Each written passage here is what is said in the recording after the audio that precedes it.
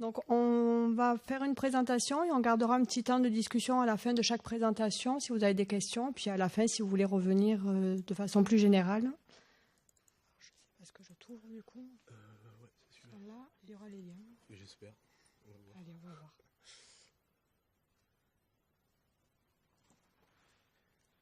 Voilà. Merci. Donc bonjour à tous.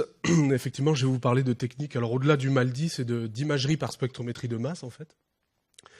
Et je vais être obligé, je vais faire une petite introduction très rapide sur la métabo. Je vais être obligé de parler aussi de spectrométrie de masse pour comprendre un peu ce que sont les techniques d'imagerie relatives à cette analyse. Donc ça fait partie des outils qu'on aura sur la plateforme métabolomique, qu'on appelle provisoirement le métaboscope, qui est en cours d'installation. Donc c'est un peu long, mais ça devrait être bon d'ici l'été. Il y a des travaux d'aménagement en fait à faire pour accueillir les machines. Alors, la métabolomique, on peut le redire rapidement, donc c'est l'analyse simultanée, exhaustive et non biaisée des métabolites d'un échantillon. Autant dire que ça n'existe pas, il n'y a pas une technique qui permet de faire tout ça aujourd'hui, il faut combiner des tas de techniques analytiques pour couvrir un maximum de métabolites. Et les métabolites, donc, la façon la plus simple de les définir, ce sont des petites molécules. Alors, petites comment ? Ça dépend un peu des outils qu'on a à disposition, dont on dispose pour les analyser. Quelques centaines jusqu'à 1 millier de Dalton si on est en GCMS, donc avec la chromatographie en phase gazeuse. Et puis avec d'autres techniques de LCMS et d'autres techniques de masse, on peut aller jusqu'à plusieurs milliers de Dalton. Il n'y a pas de définition précise de ce qu'est un métabolite par rapport à une macromolécule. Des oligomères, des petits peptides peuvent être considérés comme des métabolites dans un certain nombre de cas.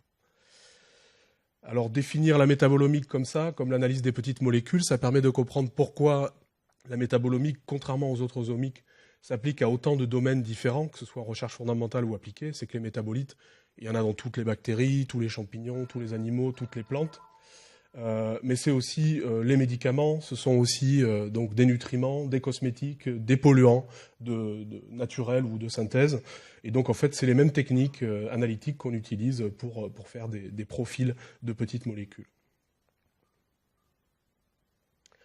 La démarche expérimentale en métabolomique consiste à comparer des échantillons, donc à faire des profils sur des échantillons qui sont soumis à des conditions variées. Donc par exemple un process industriel, dans le cas qui va nous intéresser, un process de cuisson par exemple, ou de traitement. Et ensuite à faire une comparaison et à faire jouer au jeu des 7 erreurs, et donc à essayer de trouver quelles sont les différences entre les échantillons, et puis à essayer de les interpréter. Donc le workflow, il est toujours le même. Il y a une étape de préparation des échantillons, d'extraction éventuellement des métabolites, puis d'analyse soit en RMN, soit en spectrométrie de masse, c'est deux grandes techniques, et puis de traitement des données. À chaque étape, on fait des choix techniques. Il n'y a aucune technique qui permet de tout analyser. Et à chaque fois, on introduit des biais. Et donc qu'on soit soi-même un métabolomiste ou qu'on ait recours à la métabolomique, il faut s'intéresser à ça. On ne peut pas faire l'économie de comprendre ce genre de limites. C'est une grosse différence avec la transcriptomique, malheureusement. Il faut s'investir pour comprendre comment ça marche. Sinon, on risque d'être déçu. Donc le problème avec les métabolites, ils sont très variés dans leur structure. C'est des centaines de milliers de structures. Ils ont des concentrations extrêmement diverses. Certains sont très présents à l'état de trace, d'autres très abondants. C'est très dynamique, ça évolue en quelques secondes, le contenu en métabolite d'un échantillon. Et puis c'est très compartimenté. Donc cette notion de compartimentation, on va la voir en particulier avec les techniques d'imagerie par spectrométrie de masse, en quoi elles sont intéressantes. Donc les outils dont on dispose aujourd'hui, ce sont essentiellement de la spectrométrie de masse et de la RMN, donc pour détecter, c'est-à-dire quantifier et identifier les métabolites, et éventuellement donc des couplages à de la chromatographie pour séparer les molécules d'un mélange avant analyse. Donc en LCMS, en gros, on va analyser les métabolites secondaires moyennement polaires, et puis en GCMS, des molécules volatiles ou qu'on va rendre volatiles par un traitement chimique préalable. Étape qui est importante aussi, qu'il ne faut pas négliger, c'est le traitement des signaux. On verra qu'il est un peu particulier dans le cas de l'imagerie par spectrométrie de masse. Donc on a des signaux bruts qui sortent de la machine, il faut les transformer en données. Donc là, il y a tout un tas de techniques un peu délicates. Et puis ensuite, ces données, il faut les transformer en savoir, en résultats. Mais là, c'est encore d'autres outils, des outils de statistique, mais bon, que vous connaissez évidemment, que tout le monde connaît. Donc la métabolomique, je dirais aujourd'hui, c'est quand même une combinaison d'approches, certaines qui sont non ciblées, c'est ce à quoi on pense quand on pense métabolomique, c'est-à-dire on va doser des centaines de composés Et puis on va comparer les échantillons. Il faut savoir que la qualité des données est moindre dans cette configuration, même si on balaie un plus grand spectre de métabolites. Il ne faut pas négliger les approches multi-ciblées ou ciblées, qui sont complémentaires en fait, et qu'on peut faire dans un deuxième temps, par exemple, pour avoir des données quantitatives, ou pour vraiment répondre à une question. Et c'est vraiment deux philosophies. Donc les approches non ciblées vont en général générer de nouvelles hypothèses de travail, par une comparaison sans a priori d'échantillons. Et puis les approches ciblées ensuite vont permettre de tester ces hypothèses. Et c'est important d'aller au bout de la démarche. C'est pas forcément les mêmes outils qu'on va utiliser dans tous les cas. Donc la métabolomique, c'est des va-et-vient permanents entre ces différentes approches. Alors je suis obligé de faire un point sur la métabolomique par spectrométrie de masse. Donc c'est une technique d'analyse pour l'identification et la quantification de molécules. Qu'est-ce que la masse d'une molécule? C'est la somme de la masse des atomes qui la composent. Si on a la rutine ici avec donc un composé phénolique conjugué à deux sucres, donc avec une formule brute C27H30O16, c'est la somme des atomes de carbone, de la masse des atomes d'hydrogène et d'oxygène. Donc on va dans le tableau de Mendeleïev, c'est toujours CHON, éventuellement PS, les molécules organiques. Et première chose à savoir, il faut être très précis, c'est-à-dire que la masse des atomes, elle s'arrête pas à l'unité. La masse de l'atome d'hydrogène, c'est pas 1, c'est 1,0077825, etc. Il y a des chiffres là. Il n'y a que l'atome de carbone qui, par définition, par convention, était à une masse de 12. Donc on va utiliser la masse exacte des atomes et non leur masse nominale. La masse nominale, c'est simplement la masse arrondie à l'unité. Deuxième chose, dans la nature, il existe des isotopes, c'est-à-dire que les atomes sont présents sous différentes formes, sous différentes masses. Donc par exemple, le carbone, il est présent essentiellement sous forme 12, mais aussi sous forme 13, donc pour 1,07%. Alors en spectrométrie de masse, on raisonne toujours sur la masse monoisotopique de l'atome le plus abondant, tout simplement parce que la spectrométrie de masse va nous permettre de séparer les molécules qui contiennent des atomes plus lourds. La masse molaire qu'on a sur un produit qu'on achète chez Sigma, c'est la masse moyenne pondérée par l'abondance relative de chacun des isotopes naturels. Donc ici, notre rutine C27H30O16, sa masse monoisotopique qu'on va utiliser en spectrométrie de masse, ça va être 27 x 12 plus 30 fois 1,07825, etc. Et donc une masse exacte de 610,1534 unités de masse atomique. À noter que la masse moyenne, qui tient compte de l'abondance relative des isotopes naturels, est à 610,521. Et la masse nominale, ce serait 610. Il y a deux types de molécules qui vont nous poser problème en métabolomique, ce sont les isomères et les isobars. Donc les isomères, ils ont exactement la même formule brute, ils ont exactement la même masse. Par exemple ici les spirétines et les méthoxylines, qui sont deux composés phénoliques. Donc C16H14O16, 302,0790 unités de masse atomique. Les isobars sont des molécules qui ont la même masse nominale, mais qui ont des masses exactes différentes. Par exemple, ici, deux pesticides, carbofurane et forméthanate. Donc C12H15NO3, C11H15N3O2. Donc des formules brutes différentes, mais la même masse nominale, 221 unités de masse atomique. Par contre, les masses exactes, c'est 221,1125 et 221,1237. Donc c'est important parce que si on a un spectromètre de masse qui est très précis sur la mesure de la masse, il va pouvoir sans problème distinguer les isobars. Et c'est l'intérêt de ces machines un peu haut de gamme qui sont très précises sur la masse. Par contre, pour distinguer des isomères, il faut faire appel à d'autres techniques, donc de la séparation chromatographique, de la fragmentation des molécules, puisque les structures différentes vont donner des fragments différents, ou bien de la mobilité ionique, dont je vais parler un petit peu à la fin. Donc la spectrométrie de masse, dans tout ça, pour comprendre une analogie simple, imaginez qu'on ait des boulets de canon de masse inconnue, et puis un certain nombre de boulets de canon en bas ici, donc de masse connue, et un canon dans un champ. Donc comment faire pour mesurer la masse des boulets de canon dont la masse n'est pas connue? Vous devinez, c'est facile. Il suffit d'abord de tirer les boulets dont la masse est connue. Ça va nous permettre de calibrer le champ de tir.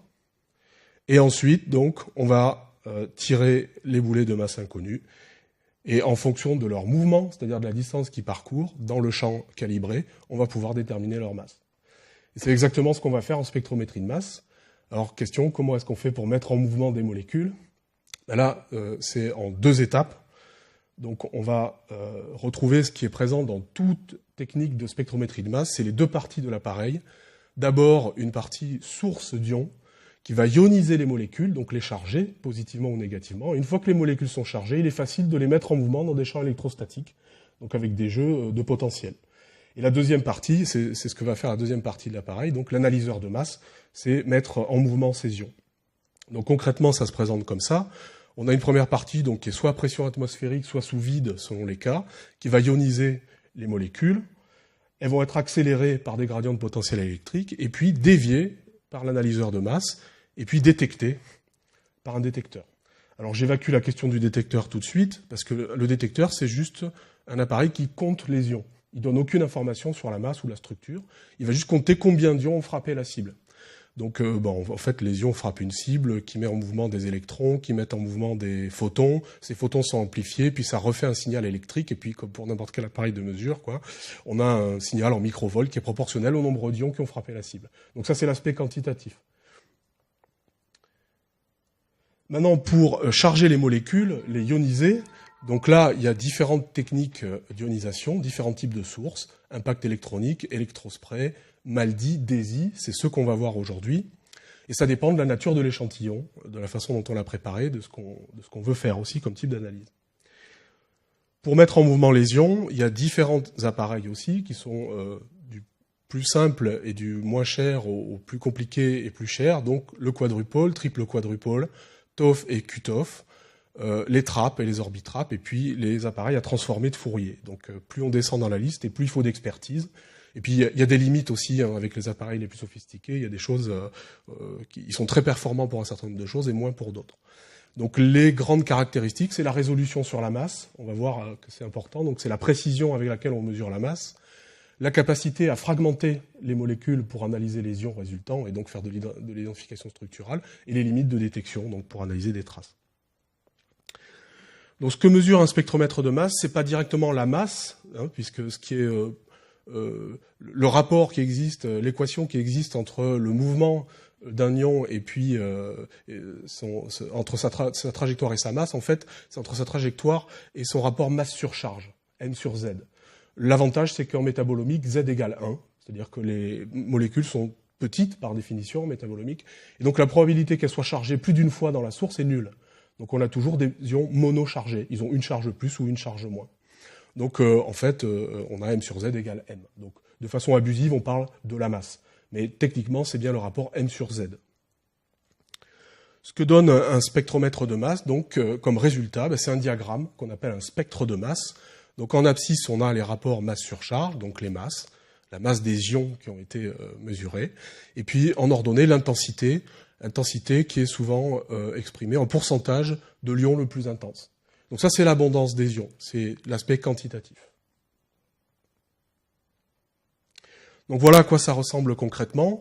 Donc on a ici un triple quadrupole, donc on a le gros bloc derrière, c'est l'analyseur de masse, et devant on a ici la source d'ions. C'est une source d'ions électrospray qui se couple assez bien avec la chromatographie en phase liquide. Et puis il y a différentes façons d'introduire l'échantillon dans la source.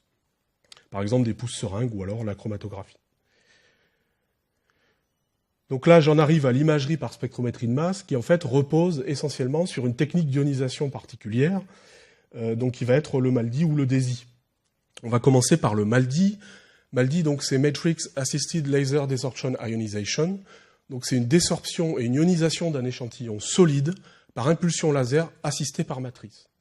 Donc on va voir que l'avantage de cette technique, c'est sa résolution spatiale, 10 micromètres de côté, je vais y revenir. Et puis l'inconvénient, c'est qu'il y a une préparation de l'échantillon qui est un peu lourde. Le principe général est le suivant. L'échantillon donc, à analyser, ce sont ici les molécules représentées par des boules jaunes, est déposé sur une plaque et noyé dans une matrice qui est composée elle-même de petites molécules. Et je vais expliquer. Ensuite, on va tirer dans cette enceinte qui est généralement à pression atmosphérique ou sous vide partiel, avec un laser à une certaine longueur d'onde, qui va ioniser la matrice, et la matrice va transférer des charges aux molécules et ioniser les molécules de l'échantillon. Et tout ça est envoyé par des jeux de potentiel électrique vers l'analyseur de masse. La plaque est mobile, ce qui fait que le laser, il shoot pixel par pixel sur une coupe en 2 dimensions. Donc en fait, ça donne ça. Mettons qu'on ait une coupe de tissu, quel qu'il soit, déposée sur une plaque. D'abord, on va sprayer dessus de la matrice, donc ces molécules aromatiques dont je vais parler. Et puis le laser shoot. À chaque fois qu'il shoot, on produit un spectre de masse. Et ensuite, on a un traitement informatique qui reconstitue donc l'abondance relative des différents ions dans l'espace de la coupe par un jeu de code couleur. Donc si c'est rouge, ça veut dire que cet ion particulier, il est abondant à cet endroit-là. Donc la préparation d'échantillons, c'est une des clés en MALDI, c'est ce qui est difficile. Il faut d'abord réaliser des coupes. Alors premier problème, c'est que par rapport à ceux qui sont habitués à la microscopie, ça se fait avec un cryotome, hein, c'est rien de spécial, on ne peut pas utiliser l'OCT. Parce que l'OCT, il fait beaucoup trop d'ions dans la gamme de masse qui nous intéresse. Donc en fait, on va utiliser de la gélatine, de la cellulose, ou de l'albumine, ou du blanc d'œuf.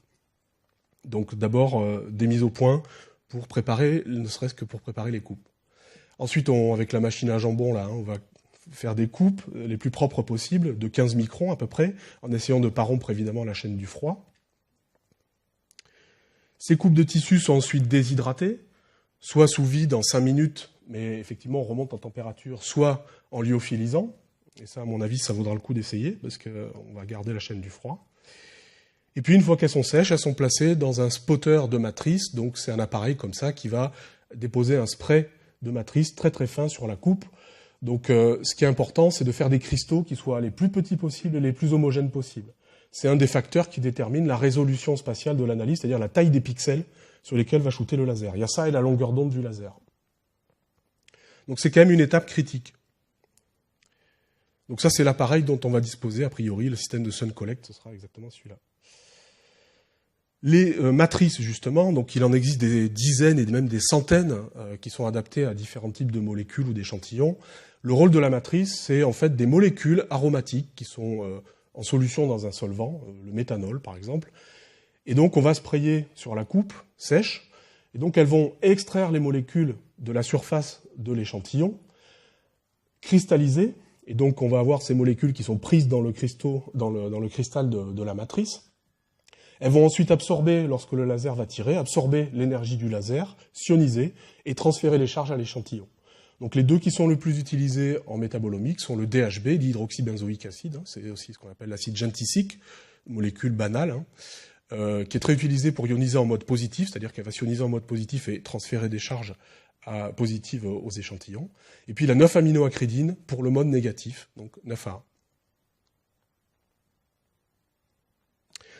Le problème du MALDI, c'est la matrice. C'est-à-dire qu'une fois qu'on a le laser a shooté, effectivement, il ionise la matrice, et c'est le but, mais tous ces ions de la matrice, il y en a une grande partie qui vont se retrouver dans le spectromètre de masse et faire du bruit de fond. Là, vous avez la liste de tous les ions qui sont connus, produits par le DHB. Et ils sont très intenses, puisque la matrice est très en excès par rapport à l'échantillon. Donc c'est ça le problème, c'est le bruit de fond en MALDI, chose qu'on n'a pas du tout en LCMS, par exemple. Et donc il faut le gérer. Donc la façon de gérer ce bruit de fond avec ces ions très forts qui viennent de la matrice et donc pas de l'échantillon, qui sont pas intéressants, c'est la spectrométrie de masse en haute résolution, ce sur quoi j'attirais votre attention tout à l'heure. Plus on est précis sur la mesure de la masse, plus on va être capable de distinguer deux ions dont la masse est proche, hein, des isobars, et du coup on va pouvoir éliminer les ions de la matrice et se concentrer uniquement sur les ions de l'échantillon. Donc ça c'est vraiment une limite importante. Ensuite, donc, l'acquisition des spectres de masse, elle se fait en déplaçant en fait la coupe. Elle est sur un petit robot à XY, qui se déplace dans 2 dimensions, et puis il va shooter pixel par pixel sur la coupe, il va balayer comme ça, et à chaque fois générer un spectre de masse. Et ensuite, on reconstitue des images. Vous voyez ici, par exemple, l'ion 1635, il est très abondant dans ces 2 structures-là. Alors, je sais plus ce que c'est, ça, si c'est des coupes. De toute façon, tout à l'heure, je vais donner de vrais exemples. Donc on voit ici, ces ions sont très abondants spécifiquement à cet endroit. Alors que le 1395, il est présent que de ce côté, par exemple. Donc c'est ça l'intérêt de l'imagerie par spectrométrie de masse. Identifier des molécules dans l'espace et les quantifier. Donc l'ionisation qui est produite par le MALDI, c'est une ionisation douce et indirecte. Donc douce parce qu'on aura souvent l'ion moléculaire, c'est-à-dire la molécule qui a juste un proton en plus ou un proton en moins, M plus H plus ou M moins H moins. C'est intéressant d'avoir l'ion moléculaire parce qu'on a accès très rapidement à la masse exacte de la molécule, ça peut permettre de l'identifier. Mais on va aussi avoir d'autres formes ionisées, donc des radicaux, des adduits de sodium, des adduits de potassium, etc. Donc c'est aussi une ionisation indirecte, puisque c'est d'abord la matrice qui absorbe l'énergie du laser, qui s'ionise, et elle-même qui va transférer des charges sur l'analyte, qui est neutre au départ, et qui finit chargé. Et ce qui nous intéresse, nous, dans tout ce bruit, tous ces ions-là, c'est les ions des analytes. Deuxième technique donc d'imagerie par spectrométrie de masse, encore une autre technique d'ionisation pour faire de l'imagerie, c'est le DESI, c'est la Desorption Electrospray Ionization. Donc on va désorber et ioniser. Alors désorber, ça veut dire volatiliser. Un échantillon solide par microjet de solvant cette fois. C'est pas un laser qui shoot, il n'y a pas besoin de matrice. Et ça, c'est le gros avantage, préparation d'échantillons simplissime. Inconvénient, donc on a un microjet de solvant dont la résolution, évidemment, est moins bonne que le laser. Donc on est sur des résolutions spatiales de 100 microns de côté à peu près. On peut descendre à 50 si on fait de la mise au point. Donc là, le principe est le suivant. On a un flux de solvant qui sort d'un capillaire chauffé et soumis à un très fort potentiel électrique, 4000 volts. Donc en fait, c'est des gouttelettes de solvant chargées qui vont frapper donc, la coupe de tissu qui est sur une plaque aussi, et qui va donc faire une extraction et puis une désorption et une ionisation des molécules de l'échantillon qui vont être récupérées ici par un petit capillaire et puis envoyées vers l'analyseur de masse.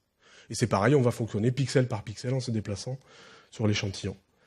Alors là, donc, pour vous montrer un petit peu plus concrètement, je ne sais pas si ça va marcher, mais donc il y a un petit film qui montre bien comment ça marche. Donc ça, c'est la source DESI.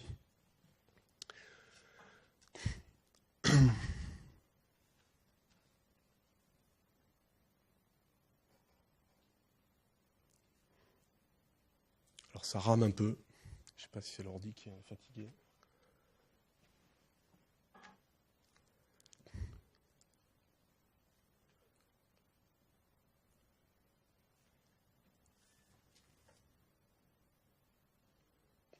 Donc là, il y a un spectromètre de masse, c'est une trappe orbitale. Et donc on va venir coller la source d'ion ici, à l'entrée de l'analyseur.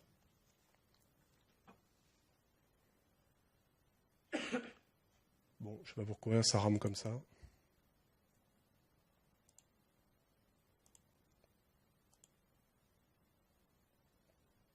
Voilà.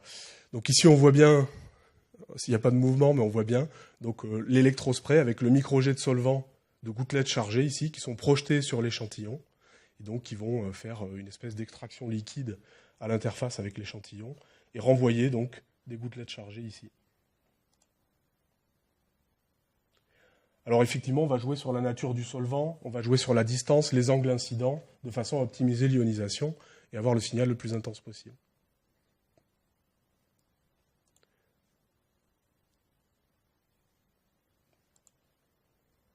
Je vais accélérer pour aller jusqu'à, si j'arrive à trouver, voilà. C'est ça en fait qui est intéressant, c'est qu'à la surface de l'échantillon solide, ici de la coupe, on en fait une couche de liquide qui va extraire les molécules, et donc les gouttelettes chargées du solvant qui arrivent ici vont faire rebondir des molécules chargées.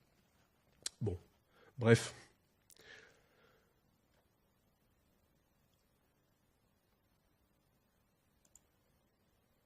Alors maintenant, donc ça c'est les deux techniques d'ionisation utilisées. Il y en a d'autres, mais les deux principales utilisées, et on aura les deux sur la plateforme. Maintenant, les spectromètres de masse. Donc je vais commencer par un spectromètre de masse le plus simple, c'est le quadrupole, spectromètre de masse quadrupolaire, donc qui est composé de 4 électrodes parallèles, donc qui sont polarisées 2 à 2, en face ici, et puis qui sont soumises en fait à un champ électromagnétique complexe qui est en radiofréquence et qui va créer un champ électromagnétique donc variable à l'intérieur donc des 4 électrodes dans un tube ici. Et donc alors là je ne sais pas si ça va marcher ce coup-ci, voilà, ça a l'air plus rapide. Donc la trajectoire des ions dans ce quadrupole va être en forme de tire-bouchon comme ça. Et donc on a, pour un jeu de potentiel donné, il y a des ions qui vont se croûter sur les parois, et il n'y a qu'un seul ion qui va entrer en résonance avec le champ magnétique et qui va pouvoir traverser, et atteindre donc la cible. Donc en fait, ce type de machine fonctionne comme un filtre de masse. En faisant varier les tensions électriques donc, entre les bornes, on va pouvoir sélectionner des ions de masse différentes. On peut même faire un balayage, donc un scan, et avoir tous les ions. Donc voilà ce que ça donne. Vous avez des ions qui sont en provenance ici de la source. Donc ces ions sont accélérés. Et puis ensuite, donc, pour un jeu de tension donné, U sur V1, eh bien, il y a certains ions qui vont se croûter et les autres qui vont traverser jusqu'au détecteur. Et le détecteur, il enregistre donc un premier signal de masse ici pour l'ion qui a la masse 100, celui qui est entré en résonance pour ce jeu de tension donné. Ensuite, le micro-instant d'après, on fait varier donc la tension, c'est U sur V2. Et puis cette fois, les mêmes paquets d'ions qui arrivent en continu, hein, et bien cette fois, c'est un autre ion de masse 101 qui va pouvoir passer, et les autres qui se croûtent, etc., etc. Donc ça, c'est le spectre de masse AT2. Et puis, troisième jeu de tension, etc., etc. Donc en fait, l'appareil, il fait ça tout le temps, il s'ouvre et il se ferme comme ça, et il laisse passer des ions de masse différentes dans une gamme de masse qu'on définit, par exemple entre 100 et 1000. Il va faire ce qu'on appelle un balayage des masses entre 100 et 1000, et il va finir par donner un spectre de masse sur son cycle de scan, qui dure quelques millisecondes hein, maximum. Il va donner un spectre de masse avec l'intensité de tous les ions qui ont pu traverser au moment donné. Donc, quand il a terminé, eh bien, en fait, il recommence, et ainsi de suite. Donc, quand on est couplé à la LCMS, on va avoir un signal comme ça, continu, des molécules qui sortent de la chromatographie. Donc, il y a deux modes d'acquisition avec un quadrupole. Il y a le mode scan, en fait, qu'on vient de voir. Donc, on a des paquets d'ions. Au micro-instant T, c'est un ion qui passe. À l'instant d'après, ben, c'est un autre ion, etc., etc. Puis, on fait ça, mettons, entre les masses 100 et 500. Et à la fin, on a un spectre de masse entre 100 et 500. Puis, il recommence. Ou alors, on peut se mettre en mode SIR, Single Ion Recording, c'est-à-dire qu'on lui dit, tu ne laisses passer que les ions de telle masse. Mettons ici 355. Et donc, l'appareil donc est calibré et il va laisser uniquement passer les ions de masse 355 tout le temps. Et donc, on ne verra que cet ion-là. L'avantage, c'est qu'on a moins de bruit. L'avantage aussi, c'est que cet ion 355, ensuite, on va pouvoir lui faire un certain nombre de choses que je vais montrer après. Voilà. Alors, deuxième appareil, ça c'est le quadrupole. C'est le spectromètre de masse à temps de vol. Time of fly, donc TOF en anglais. Cette fois, le principe d'analyse des masses est différent. C'est pas un filtre qui donne une trajectoire complexe. C'est le temps de vol des ions dans un tube qui va nous renseigner sur leur masse. Donc on a évidemment la partie ionisation ici, un alignement sur une grille de départ, et puis une trajectoire qui inclut un réflectron. C'est une espèce de miroir pour les ions. Les ions vont rebondir dessus. Ça double le trajet, donc ça augmente la résolution sur la masse. Et puis le détecteur ici. Donc concrètement, ça donne ça. Les molécules sont ionisées, les ions sont alignés sur la grille de départ par des jeux de potentiel électrique, et puis, selon leur masse, ils vont aller plus ou moins vite et atteindre plus ou moins vite la cible. Et à la fin, on a un spectre de masse avec l'abondance de chaque type d'ion et puis leur masse respective. Donc ça explique aussi pourquoi ce type d'appareil dont on va être doté sur la plateforme, il faut une température qui soit extrêmement constante dans la pièce, parce que sinon la dilatation du tube de vol va changer la trajectoire, et donc on va perdre en résolution sur la masse. Voilà à quoi ça ressemble, donc c'est vraiment un tube de vol en métal. Ça ne scanne pas, ça ne filtre pas, hein, ça analyse tous les ions par leur temps de vol. C'est extrêmement rapide, donc on va avoir des spectres de masse beaucoup plus rapprochés. Et puis, c'est très précis sur la masse, donc c'est de la haute résolution. J'ai déjà dit pourquoi c'était important, puis on verra un petit peu plus après. Alors, il y a un type d'appareil qui est encore mieux, c'est la combinaison du quadrupole et du TOF, c'est le QTOF, et c'est ça qu'on va avoir donc au laboratoire. Donc, vous avez une source d'ion, on a un quadrupole, une cellule de collision, et puis le TOF derrière. Alors, l'intérêt, c'est qu'on va pouvoir faire avec ces machines de la MSMS, c'est-à-dire, on va pouvoir sélectionner en mode SIR avec le quadrupole un ion de masse déterminé, mettons 355. La cellule de collision va le casser en fragments ionisés, et ces fragments ils vont être analysés avec une haute précision sur la masse par le TOF. Donc on va pouvoir faire de l'analyse structurale. Donc ça donnerait quelque chose comme ça. Si on est en mode simplement MS, les deux quads sont passifs, c'est-à-dire la cellule de collision et le quadrupole sont passifs, ils laissent tout passer, et puis simplement le TOF, il va mesurer la vitesse à laquelle les ions se déplacent dedans, et il va générer un spectre de masse. D'accord ?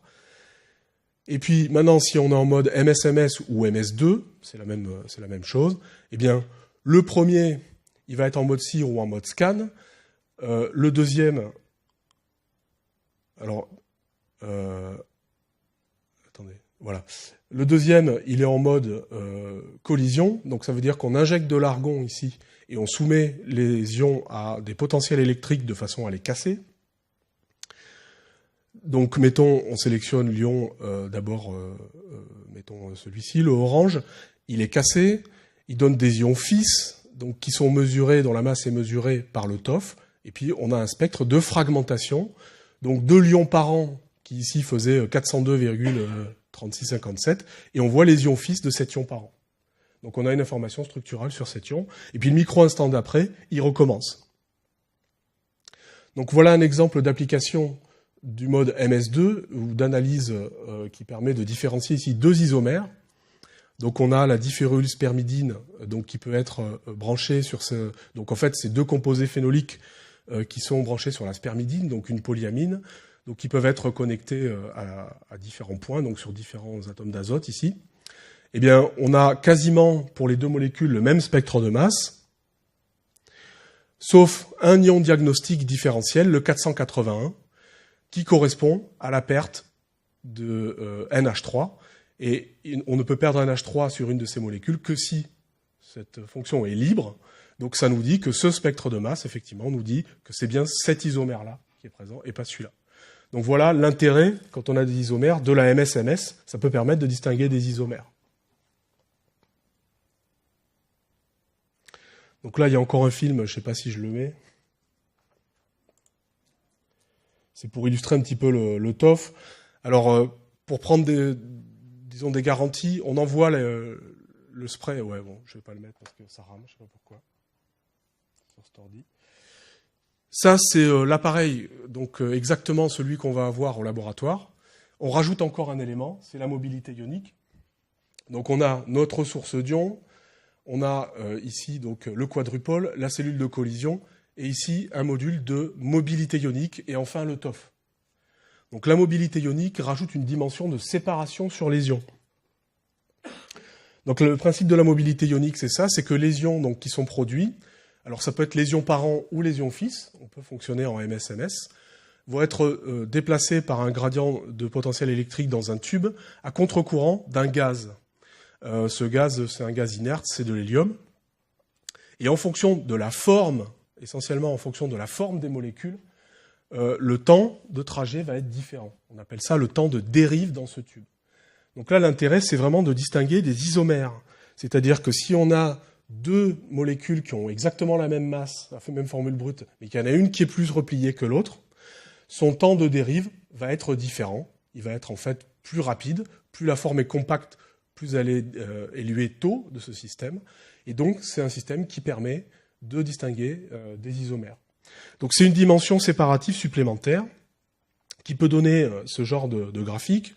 Donc ici on a le temps de rétention chromatographique et ici le temps de dérive. Et puis on a un code couleur qui montre l'abondance des molécules. Et bien on voit ici des temps de dérive de molécules qui coéluent en chromatographie liquide. Elles ont exactement le même temps de rétention.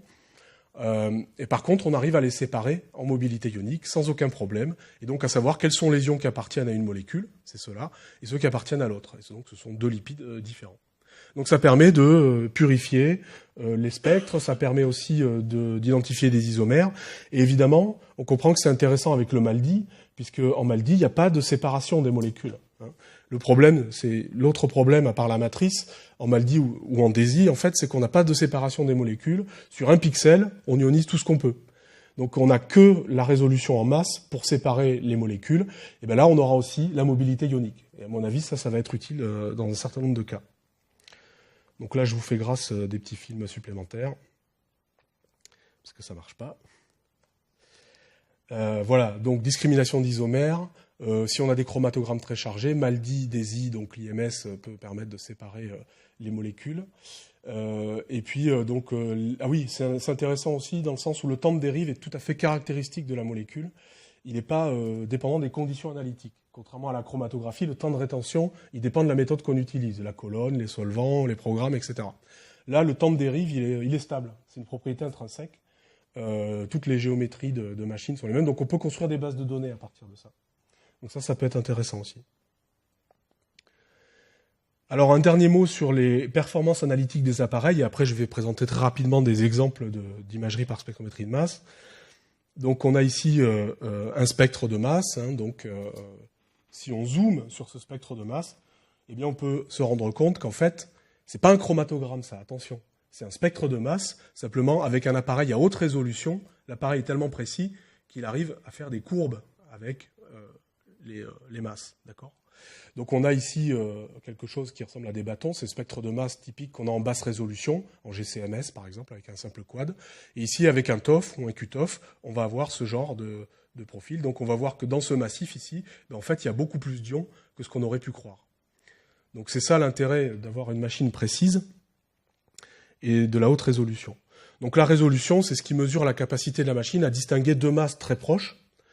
Donc ça se calcule, donc R, c'est la masse sur la largeur du pic de masse à mi-hauteur.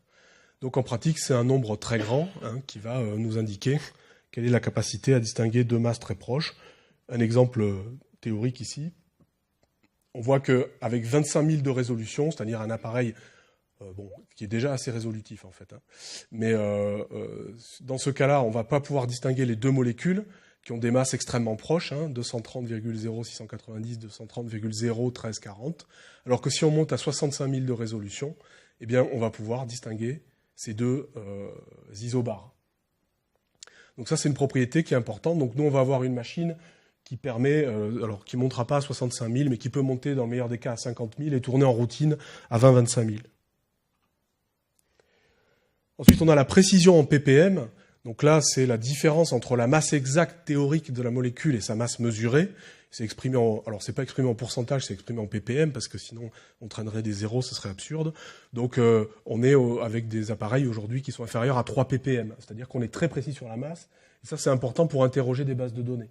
Puisque dans les bases de données, vous avez des masses théoriques, et vous avez une masse mesurée. Donc plus vous êtes précis sur la masse, et plus vous pourrez avoir confiance dans le résultat d'interrogation d'une masse de données. Voilà. Donc l'intérêt de la résolution et de la précision, c'est de fournir des formules brutes, et donc de pouvoir identifier des composés. Donc là, différents types de spectromètres de masse avec des résolutions, vous voyez, qui peuvent monter jusqu'à plusieurs millions pour la transformée de Fourier, une précision extrême. Par contre, c'est des machines qui sont relativement lentes, donc on peut en théorie pas trop les coupler à de la chromatographie ultra performante, par exemple UPLC. Et puis nous, on va avoir donc un cutoff qui va se situer, qui va être un peu au-dessus de ça, et qui va être entre 3 et 5 ppm. Alors, ça suffit en fait pour interroger les bases de données. La plupart des appareils aujourd'hui sont étalonnés pour ça. Dernière chose qui est importante pour le spectromètre de masse, c'est la gamme dynamique. Donc c'est-à-dire la gamme de concentration relative détectable. Donc c'est le rapport entre la plus grande concentration détectable et la plus petite. C'est le domaine linéaire, donc c'est de l'ordre de 10 puissance 4 sur ces appareils. Donc ça laisse de la marge pour faire des analyses quantitatives. Donc ça, c'est l'appareil dont on va être équipé. Donc c'est celui de chez Water. Donc c'est le Synapse G2. Donc ce gros bousin là, c'est le tube de vol, le TOF, qui est derrière. Ici, donc on a une partie donc sur lequel se greffe la source. Donc on aura plusieurs sources, électrospray, MALDI et DESI. Et puis on aura évidemment aussi une UPLC, on pourra faire de la LCMS classique. Au niveau logiciel, on aura un logiciel pour traiter les données de LCMS et un logiciel pour traiter les données d'imagerie par spectrométrie de masse. Voilà, donc je vais rapidement montrer les résultats préliminaires effectués avec le laboratoire de Waters en Angleterre, je ne me souviens plus où il est. Mais enfin, donc je suis allé en fait à Lille au laboratoire Prism pour préparer des échantillons de MALDI en l'occurrence. Et puis, je les ai envoyés à ce labo, à Cambridge. Et donc, je vais vous en parler un petit peu. Donc, l'idée, c'était de travailler sur des fraises, donc différents tissus végétaux, donc du fruit et puis de la tige de fraises. Donc, on a utilisé du blanc d'œuf. Donc, ils n'avaient jamais vu ça au Prisme parce qu'ils bossent sur les protéines et ils peuvent utiliser l'OCT. Donc, on a tenté le coup avec du blanc d'œuf. Je suis allé acheter du blanc d'œuf à Super U, puis ça marchait. Bon. Donc, on peut faire une inclusion des tissus dans un petit moule en papier alu, dans le blanc d'œuf. On congèle tout ça. On va utiliser ensuite le cryomicrotome. Donc, on a bien galéré. C'est compliqué, ça demande du temps et de l'expertise. Donc c'est surtout une technicienne qui était là-bas qui a bossé. Moi j'étais un peu inutile là-dedans parce que c'est pas évident de faire des coupes propres comme ça, surtout avec le blanc d'œuf qui est un peu plus mou que l'OCT.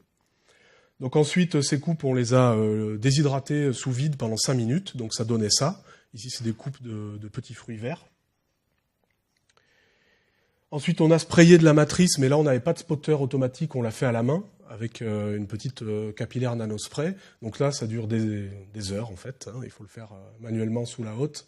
Donc on a fait, pour chaque échantillon, il y avait plusieurs coupes, et on a fait plusieurs plaques pour chaque échantillon, pour pouvoir ioniser en mode positif et en mode négatif, donc avec du DHB et de la 9-aminoacridine. Donc à la fin, ça donne ça. On a nos coupes sur notre plaque, et puis badigeonnées de façon la plus normalement reproductible possible de matrice.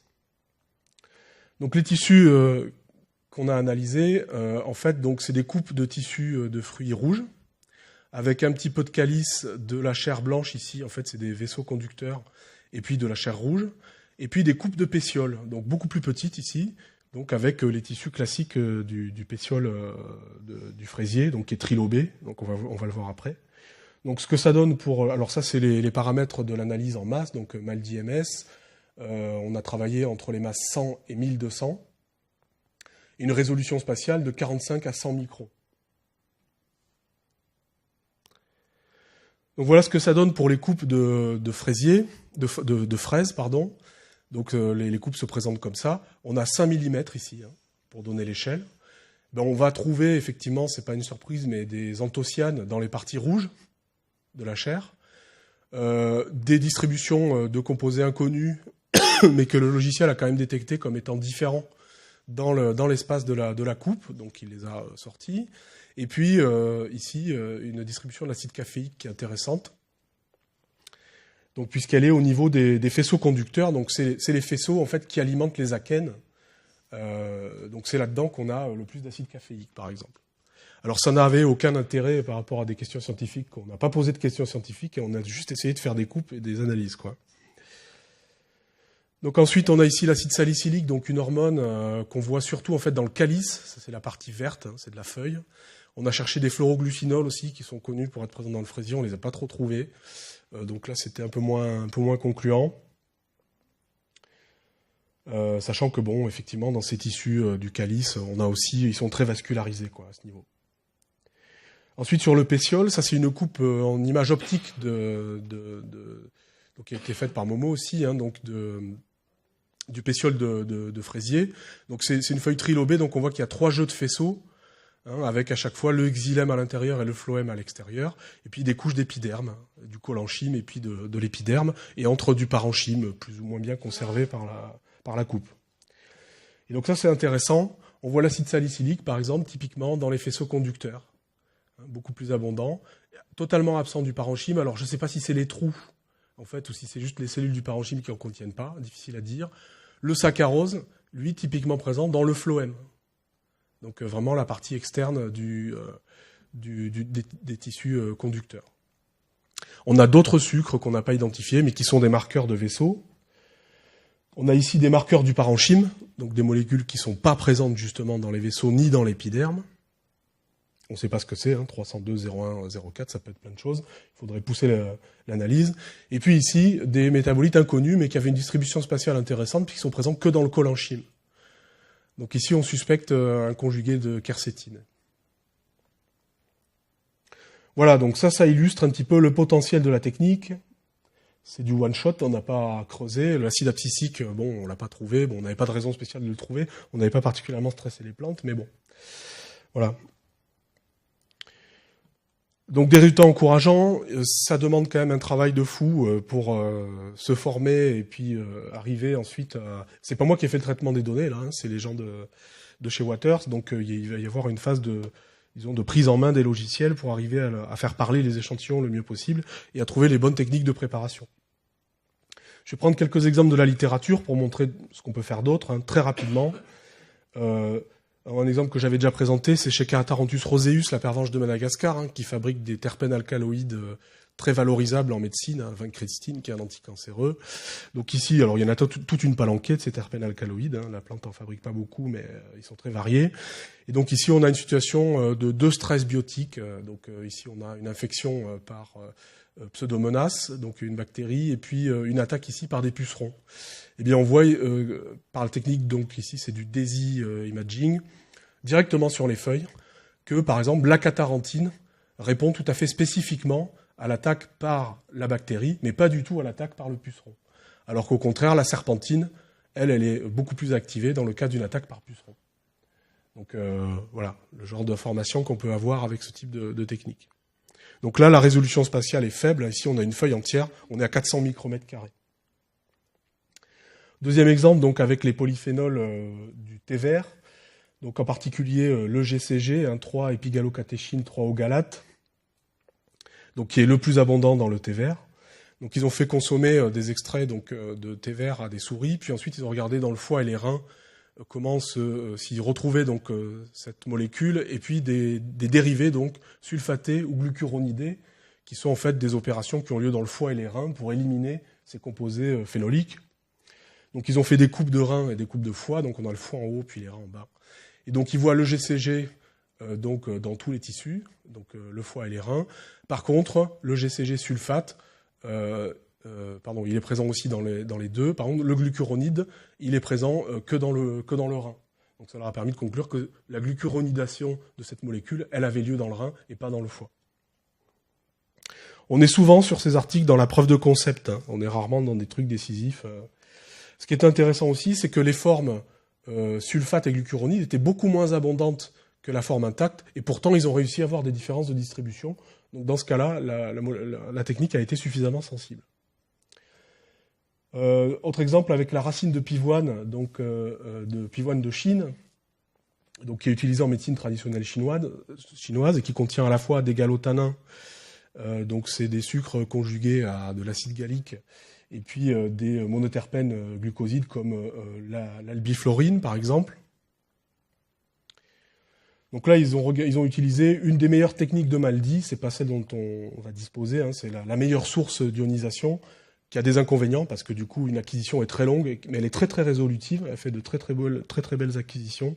On peut quasiment atteindre 1 micron de côté sur les pixels. Donc là, c'est le plus intéressant, c'est de superposer donc 2 à 2 les molécules qui les intéressaient. Là, donc on voit ce terpène donc glycosylé qui est en bleu ici violet, qui est présent surtout dans ces structures, donc le cambium et les rayons, et puis les molécules donc de conjuguées à l'acide gallique qui sont plutôt donc dans le xylème et l'écorce. Donc pareil, une preuve de concept, beaucoup de technologie, pas vraiment d'application scientifique sur cet article. Et puis dernier exemple donc qui peut être intéressant, c'est des mycotoxines donc dans les aliments d'origine végétale. Donc ils ont infecté de façon contrôlée avec du fusarium ou d'aspergillus différents fruits. Et puis ils ont regardé donc un certain nombre de toxines, donc les fumonisines, donc qui ont cette structure avec cette chaîne commune. Et puis bon, évidemment, il y a des tas de résidus qui peuvent varier, hein, qui vont donner différentes fumonisines. Et puis l'ochratoxine. Et donc ça donne ça. Donc dans du raisin donc infecté par aspergillus, ils trouvent l'ochratoxine A uniquement là où il y a les filaments fongiques. Donc elle n'a pas diffusé dans le fruit, il n'y a pas eu ce phénomène. Alors que les fumonisines donc de maïs infectés avec du fusarium, ils ont retrouvé donc de façon intéressante la fumonisine dans tout l'albumène, mais pas dans l'embryon. Donc voilà pourquoi. Ça, par contre, ils disent pas. Voilà, merci.